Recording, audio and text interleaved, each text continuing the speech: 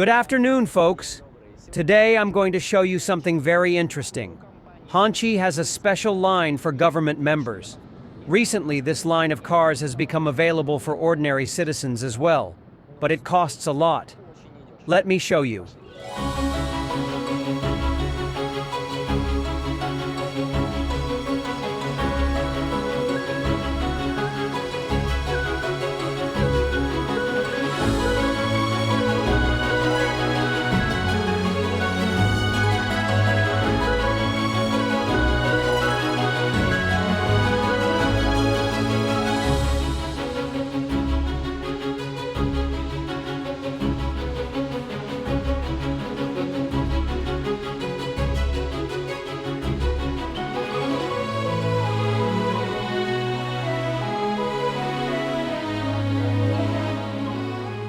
Here is their Hongqi LS7 SUV.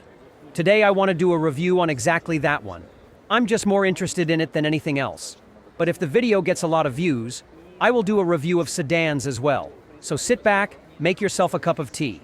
Here we go.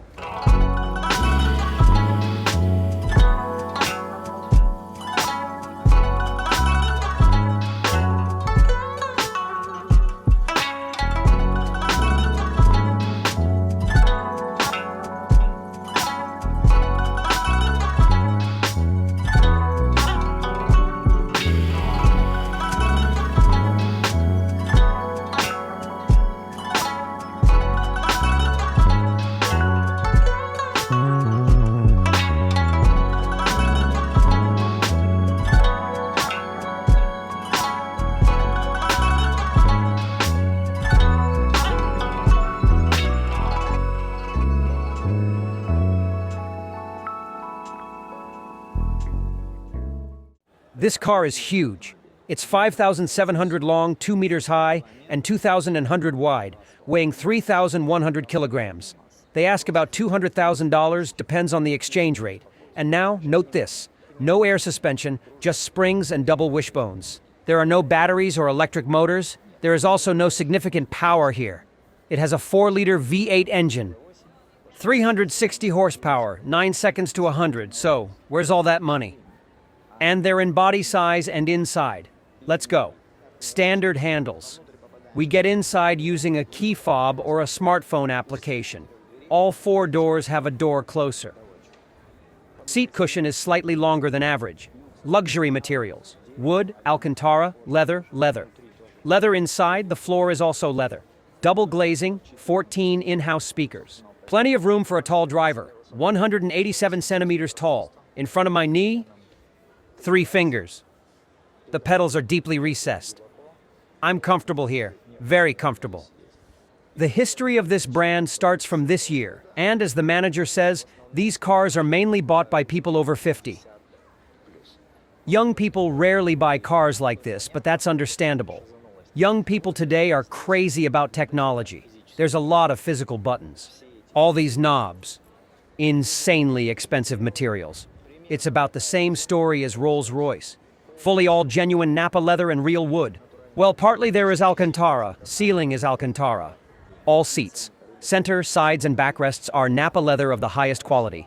Both front and rear massage ventilation heating.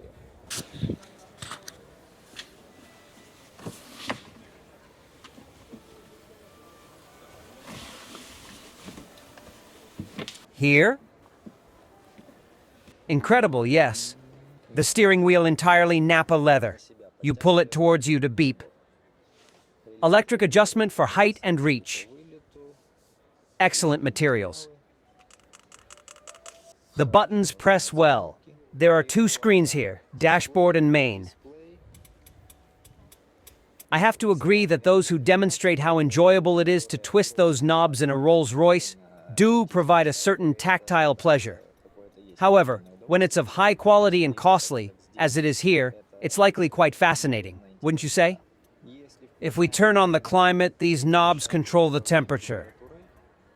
If we press once, we can change the blowing direction. Small screen, nice image, menu like iPhones and Androids. A big wooden section. gear selector, massage, ventilation, and heating for the driver's left seat and for the right passenger. Driving modes, radio, TV, lots of options, many physical buttons. You don't need to leave fingerprints on the central screen. You can use the knob. This controls the volume. The driver's left side has physical buttons. I think it's clear by the icons what they do. There's a wooden piece. The rear view mirror is a display that transmits the camera that's on the rear bumper. But by pressing here, it turns into a standard mirror. I get why this car is popular with people over 50. There are buttons here just like in an airplane. Yes, exactly the same buttons on my side as well. But I wonder how low I can... It's a very big car. There's a lot of room in the back. How low I can sit. I was comfortable in that position too. That's it, that's the max. Yeah, I could easily take a nap. I've also got a seat extender here. The rear door materials are the same as the front.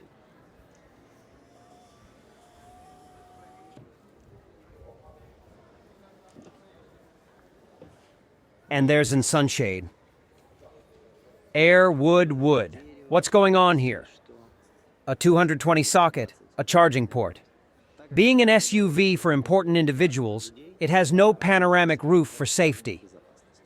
There's a space under the central console at the back. It's all leather too. And 2 cup holders, armrest, lumbar support, backrest, headrest. And the trunk in the back is fully enclosed. The front seat backs are leather, wood, and 2 displays. It's a stunning image. There's leather here too, even on the threshold. The wheels are 22 inches, 275/50. Disc brakes, ventilated all around. The auto side step and ground clearance is 24 centimeters. The roof rails come standard. There's a 120-liter tank on the left rear. Under the hood, all sealed here. Soundproofing and water added here.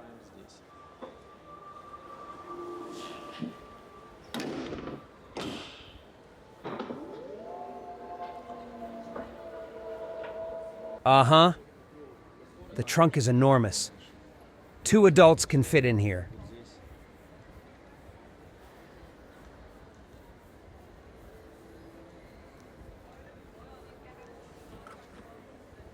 The organizer. By the way, I think their big sedan is going to be very interesting too. It's got a V8, 4.0 turbo and 4 seconds to 100 on air suspension, and it's more technologically advanced on the inside. Although it's not cheaper than an SUV. So if there's a normal reaction to the SUV, I'll definitely review this sedan too. Weak acceleration for the Chinese market in 2025.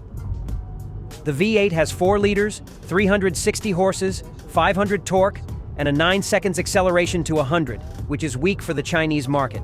And it's worth $200K because it's surprisingly very nice to drive. Drove the Cullinan yesterday, and, regarding interior quality, these vehicles are closely matched.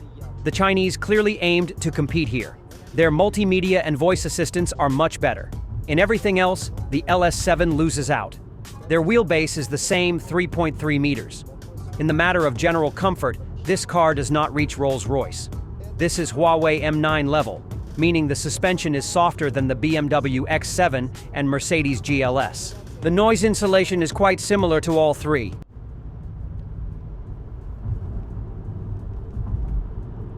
I'd like to commend those who were able to achieve the same soft ride as the M9, given that here you sit 20 centimeters higher.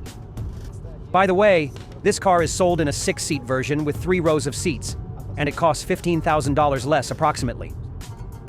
The steering is super light. You can steer with your little finger. The view is great, like driving a truck. Like any internal combustion engine car, it has a delayed response when full throttle to the floor. To my surprise, the brakes are quite effective for this mass. They work well enough for me. This car doesn't provoke you to drive fast. You simply want to float along. For handling, The BMW X7 and Huawei M9 are better, while the Land Cruiser is worse. This is a good argument for which is softer springs or air suspension. This is a case where the spring suspension is soft and not too wobbly. In general, if they added electric motors to it for 1,000+ horses, and for the Chinese, as you understand, this is not a problem at all, then it would be perfect, because inside everything is very good. But as you can guess, the interior design indicates that this car is for rare car enthusiasts. So, it has a classic engine. If their large sedan is interesting, please let me know in the comments. The acceleration is good there, and I think it will be interesting. I'll say goodbye. If you liked it, you know what to do. Take care of yourself and your loved ones. See you again.